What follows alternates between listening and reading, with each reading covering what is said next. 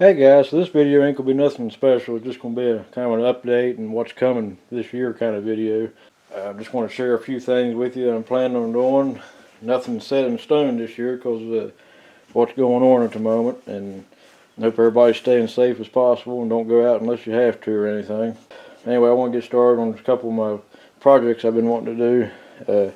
I picked up a couple more 5 horsepowers, and that's going to be a video by itself of checking both these engines out. This one don't have a carburetor on it, so I'm just going to take one off of another engine and put on it. And this one's got some bad rust in the tank, so I'll probably, just to see if the engine's any good, I'm going to just change the carburetor out on this, just to see what's going on with that. And you see this metal here, this is some 1-inch square tubing I picked up.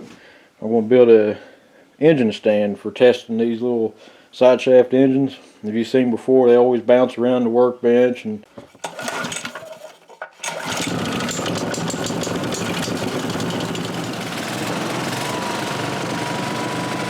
just take stuff off the bottom shelf of the workbench. I'll put in a couple of clips while I'm talking so you can see more what I'm talking about there. So we're going to stop that, and that's going to be another video. That's going to actually be probably the video that follows this video. And down here, picked up another home light generator. Actually, I went to go pick this up and got up from the same guys these other 2 5 horsepowers, and in the picture I just seen the engine and I thought it was an engine. Here it was a whole complete generator, and it appears to be complete except for the air breather here. And he said the coil was missing on it, and I tried to turn it over and it wouldn't hardly move, so I took the flywheel cover off and the coil's sitting in there loose. So I don't know what the deal is with that, and the 2 bolts are still in it. I think it was on this one. So anyway, that's going to be another video, just getting this motor running and testing the generator out. Right there's 3 videos that's going to be coming up.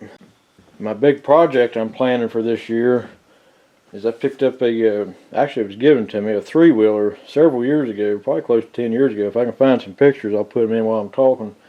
And it's in very rough shape, and I don't even know if I'm going to be able to do anything with it or not, but I'm going to try my best because I think it'd be an interesting project. And for it, I want to build up an 8 horsepower bridge to put on it. I think that'd be kind of different.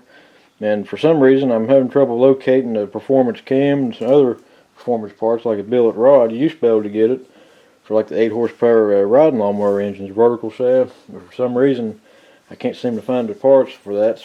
So we might just have to do some more basic performance mods, like some port work, and try a different type of carburetor on it, and put a fire slide on the head, shave the head down a little bit, just your basic stuff like that. I'd like to find a mild cam for it, but I don't think I'm going to be able to. Also, back on Black Friday, I think it was, I picked up a Predator 212 at Harbor Freight for like $97.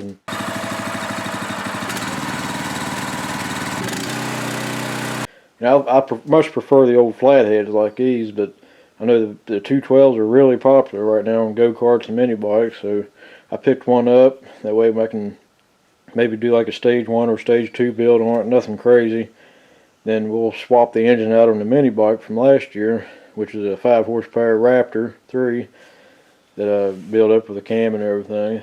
And just to see what the difference is. And some people prefer the newer, I call them the slant ones or whatever you want to call them, instead of the old flatheads. But I thought that might be an interesting project to appeal to some people that like the newer style engine. They're good, reliable engines. I just much prefer the old flatheads. They're just simpler, and I don't know, I just like them. I'm on the fence about buying one of those diesel engines off of eBay to put on that little mini tractor and play around with the diesel for a change. Kind of leaning towards getting it, but it just depends on how things go at the moment. And that's pretty much the main project. There's going to be the usual repair videos and stuff, but this is more like the project type of videos that's going to be coming up.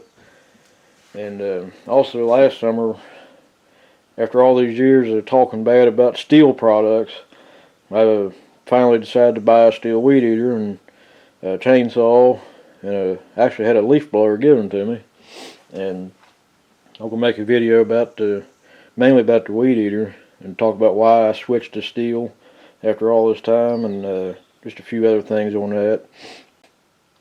And I still got a lot of videos left over from last year that I haven't put up yet, because I always record a bunch ahead of time, because I can't usually make small engine repair videos in the winter time.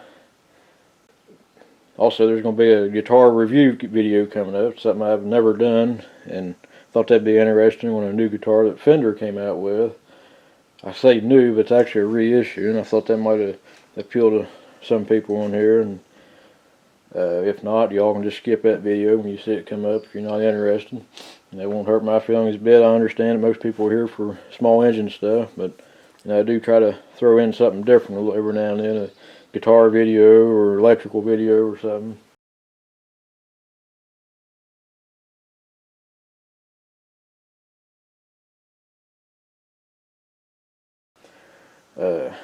So that's going to be there for anybody who wants to see it. And we're going to have a few rebuild videos, probably these. If this generator smokes, it's going to be completely rebuilt. But the first video on it's just going to be getting it running and see if everything works on it. Then we'll go from there on it.